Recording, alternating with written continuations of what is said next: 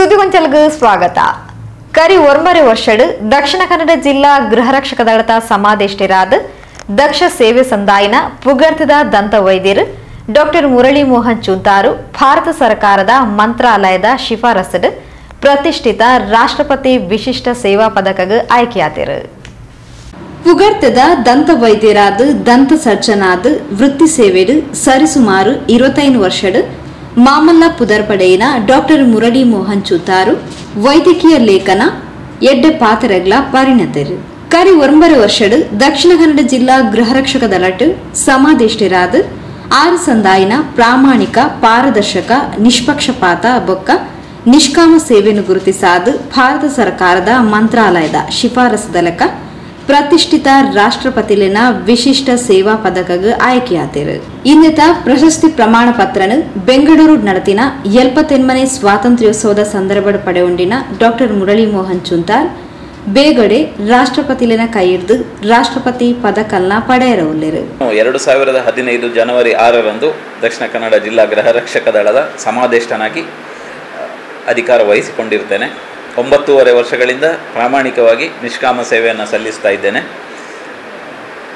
ನಾನು ಈ ಇಲಾಖೆಗೆ ಸೇರಿದ ಸಂದರ್ಭದಲ್ಲಿ 200ರಷ್ಟಿದ್ದಂತಹ ಗೃಹರಕ್ಷಕರನ್ನು ಸಂಖ್ಯೆಯನ್ನು ಹೆಚ್ಚಿಸುವ ದೊಡ್ಡ ಜವಾಬ್ದಾರಿ ನನ್ನ ಹೆಗಲ ಮೇಲೆ ಇತ್ತು. ಈ ಹಿನ್ನೆಲೆಯಲ್ಲಿ ಸುಳ್ಯ, ಬೆಳ್ಳಾರೆ, ಪುತ್ತೂರು ಹೀಗೆ ಗ್ರಾಮೀಣ ಪ್ರದೇಶಗಳಿಗೆ ಹೋಗಿ ಜನರನ್ನು ಮನವೊಲಿಸಿ ಅಲ್ಲಿ ಹೊಸ ಗೃಹರಕ್ಷಕರನ್ನು ನೇಮಕಾತಿ ಮಾಡಲಾಯಿತು. ಕ್ರಮೇಣ 200 ಇದ್ದಂಥ ಗೃಹರಕ್ಷಕ ಸಂಖ್ಯೆ 500 ಆಯಿತು, 600 ಆಯಿತು. ಕೊನೆಗೆ 900,000 ಹೋಮ್ ಗಾರ್ಡ್ಸ್ಗಳು ನಮ್ಮ ದಕ್ಷಿಣ ಕನ್ನಡ ಜಿಲ್ಲೆಯಲ್ಲಿ ನೋಂದಣಿಯಾದರು. ಆಮೇಲೆ ಕೆಲಸ ಸಿಕ್ಕಿದಾಗೆ ಕೆಲವೊಬ್ಬರು ಬಿಟ್ಟು ಹೋದರು. ಈಗ 2024 ಆಗಸ್ಟ್ ತಿಂಗಳಲ್ಲಿ 840 ಹೋಮ್ ಗಾರ್ಡ್ಸ್ ನಮ್ಮ ದಕ್ಷಿಣ ಕನ್ನಡ ಜಿಲ್ಲೆಯಲ್ಲಿ ಕ್ರಿಯಾಶೀಲವಾಗಿ ತೊಡಗಿಸಿಕೊಂಡಿದ್ದಾರೆ, ಸಮಾಜ ಸೇವೆ ಮಾಡ್ತಾ ಇದ್ದಾರೆ. ಇದು ಒಂದು. ಇನ್ನೊಂದು, ನಮ್ಮ ಎಲ್ಲ ಗೃಹರಕ್ಷಕರಿಗೆ ಕಾಲಕಾಲಕ್ಕೆ ವೈದ್ಯಕೀಯ ಶಿಬಿರ ಇರ್ಬೋದು, ಹೃದಯ ತಪಾಸಣೆ ಶಿಬಿರ ಇರ್ಬೋದು, ರಕ್ತದಾನ ಶಿಬಿರ ಇರ್ಬೋದು, ಹೀಗೆ ಅವರ ಆರೋಗ್ಯದ ಬಗ್ಗೆಯೂ ವಿಶೇಷ ಕಾಳಜಿ ವಹಿಸಿ ಅವರಿಗೆ ನಾವು ಜೀವರಕ್ಷಕರನ್ನಾಗಿ ಅವರನ್ನು ನಾವು ಮಾಡಲಿಕ್ಕೆ ವ್ಯವಸ್ಥೆ ಮಾಡಿದ್ದೇವೆ. ಅದರ ಜೊತೆ ಅವರಿಗೆ ಪ್ರಥಮ ಚಿಕಿತ್ಸೆ ತರಬೇತಿ ಮತ್ತು ಬೇಸಿಕ್ ಲೈಫ್ ಸಪೋರ್ಟ್, ಅಂದರೆ ಹೃದಯ ಸ್ತಂಭನ ಆದಾಗ ಹೇಗೆ ಅವರನ್ನು ಪುನಶ್ಚೇತನಗೊಳಿಸ್ಬೋದು ಅನ್ನೋದರ ಬಗ್ಗೆಯೂ ಅವರಿಗೆ ನಾವು ತರಬೇತಿಯನ್ನು ನೀಡಿದ್ದೇವೆ. ಸುಮಾರು 150 ಗೃಹರಕ್ಷಕರು ಈ ರೀತಿಯ ನುರಿತ ತರಬೇತಿಯನ್ನು ಪಡೆದು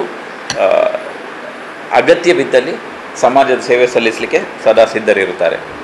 ಇದಲ್ಲದೆ ಗೃಹರಕ್ಷಕರಲ್ಲಿ ಪರಿಸರ ಪ್ರಜ್ಞೆಯನ್ನು ಮೂಡಿಸಲಾಗಿದೆ. ಪ್ರತಿ ಗೃಹರಕ್ಷಕರಿಗೆ 1 ಗಿಡ ಅಂತ ಹೇಳಿ ಕಳೆದ 9 ವರ್ಷಗಳಿಂದ ನಿರಂತರವಾದಂಥ ಅಭಿಯಾನವನ್ನು ಮಾಡಿಸ್ತಾ ಇದ್ದೇವೆ.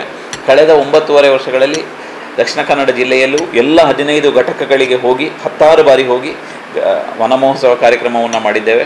ಸುಮಾರು 5,000ಕ್ಕೂ ಹೆಚ್ಚು ಗಿಡವನ್ನು ನೆಟ್ಟು ಬೆಳೆಸಿದಂತಹ ಒಂದು ಕೀರ್ತಿ ದಕ್ಷಿಣ ಕನ್ನಡ ಜಿಲ್ಲಾ ಗೃಹರಕ್ಷಕರಿಗೆ ಇದೆ.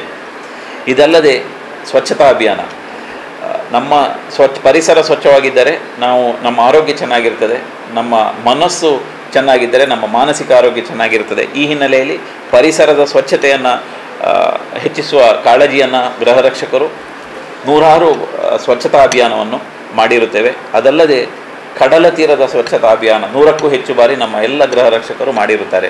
ಹೆಚ್ಚಾಗಿ ಪಣಂಬೂರು, ಉಳ್ಳಾಳ, ಸುರತ್ಕಲ್, ತಣ್ಣೀರುಬಾವಿ, ಸೋಮೇಶ್ವರ ಹೀಗೆ ಎಲ್ಲ ರಮಣೀಯ ಬೀಚ್ಗಳಲ್ಲಿ ನಮ್ಮ ಗೃಹರಕ್ಷಕರು ನಿರಂತರವಾಗಿ ಬೀಚ್ ಸ್ವಚ್ಛತಾ ಅಭಿಯಾನವನ್ನು ಮಾಡಿರುತ್ತಾರೆ. ಸೊ ಹೀಗೆ ಇವತ್ತು ಈ ಎಲ್ಲ ನಮ್ಮ ದಕ್ಷಿಣ ಕನ್ನಡ ಜಿಲ್ಲೆಯ ಸಾಧನೆಯನ್ನು ಪರಿಗಣಿಸಿ, ಗೃಹರಕ್ಷಕರ ಸೇವೆಯನ್ನು, ಸಮಾಜಮುಖಿ ಕೆಲಸವನ್ನು ಪರಿಗಣಿಸಿ 2019ರಲ್ಲಿ ನನಗೆ ಮುಖ್ಯಮಂತ್ರಿಗಳ ಚಿನ್ನದ ಪದಕವನ್ನು ನೀಡಿರುತ್ತಾರೆ.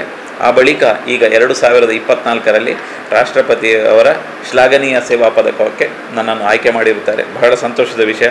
ಇದು ನಾನು ಮಾಡಿದ ಸಾಧನೆ ಅಲ್ಲ, ನಾವು ಮಾಡಿದ ಸಾಧನೆ. ದಕ್ಷಿಣ ಕನ್ನಡ ಈ ಪುರಸ್ಕಾರ ನಿಜವಾಗಿಯೂ ಸಹ ದಕ್ಷಿಣ ಕನ್ನಡ ಜಿಲ್ಲಾ ಗೃಹರಕ್ಷಕ ದಳಕ್ಕೆ ಸಿಗಬೇಕಾದಂಥದ್ದು. ನನಗೆ ಸಿಕ್ಕಿದಂಥ ಈ ಗೌರವವನ್ನು ನನ್ನ ಎಲ್ಲ ದಕ್ಷಿಣ ಕನ್ನಡ ಜಿಲ್ಲೆಯ ನೆಚ್ಚಿನ ಗೃಹರಕ್ಷಕರು ಮತ್ತು ಗೃಹರಕ್ಷಕರಿಗೆ ಅರ್ಪಿಸ್ತಾ ಇದ್ದೇನೆ. ಅವರ ನಿಷ್ಕಾಮ ಸೇವೆಯೇ ಪರಮ ಗುರಿ ಎಂಬ ಧ್ಯೇಯವಾಕ್ಯದಿಂದ ಮಾಡುತ್ತಿರುವಂತಹ ಕೆಲಸ, ಸಮಾಜಮುಖಿ ಕೆಲಸ ಇವತ್ತು ಗುರುತಿಸಲ್ಪಡುತ್ತಿದೆ ಅನ್ನೋದೇ ನಮಗೊಂದು ಹೆಮ್ಮೆಯ ವಿಚಾರ. ಗೃಹರಕ್ಷಕರಿಗೆ ಅವರದೇ ಆದಂತಹ ಒಂದು ಐಡೆಂಟಿಟಿ ಕಲ್ಪಿಸಿದಂತಹ ಒಂದು ಹೆಮ್ಮೆ ನನಗಿದೆ, ತೃಪ್ತಿ ಇದೆ. 9.5 ವರ್ಷಗಳ ಕಾಲ ಯಾವುದೇ ಸಂಬಳ ಇಲ್ಲದೆ ಗೃಹರಕ್ಷಕರ ಜೊತೆ ಸೇರಿ ಸಮಾಜಮುಖಿ ಕೆಲಸ ಮಾಡಿ ಸಮಾಜದ ಸ್ವಾಸ್ಥ್ಯವನ್ನು ಹೆಚ್ಚಿಸುವ ಕೆಲಸ ಮಾಡಿದ್ದರ ಬಗ್ಗೆ ನನಗೆ ಸಂಪೂರ್ಣ ತೃಪ್ತಿ ಇದೆ. ಈ ಹಿನ್ನೆಲೆಯಲ್ಲಿ ನನ್ನನ್ನು ಗುರುತಿಸಿ ಗೌರವಿಸಿದ ಕರ್ನಾಟಕ ಸರ್ಕಾರ ಹಾಗೂ ಭಾರತ ಸರ್ಕಾರ, ಗೃಹ ಮಂತ್ರಾಲಯ ಮತ್ತು ರಾಷ್ಟ್ರಪತಿಗಳ